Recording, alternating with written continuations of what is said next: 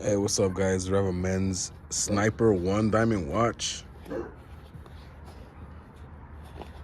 It's the first time I come across one of these. Beautiful watch. VVS Diamonds set around your entire bezel. Yeah, that's right, once again, VVS Diamonds, all factory set, all natural. No labs, no CZs. As you guys already know, I don't mess with none of that stuff.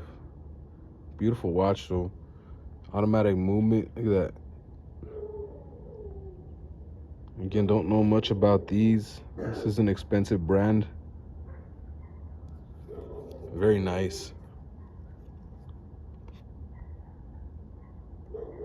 There's your seconds hand right there on the left side where the 9's at. If you're interested, let me know. Number is posted on the bottom.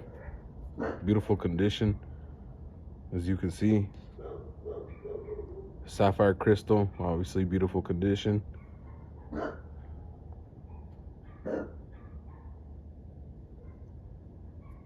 Comes with this thing as well. I believe it's a lighter. They say you're supposed to connect it to the side. Don't have time for that, but if you're interested, let me know.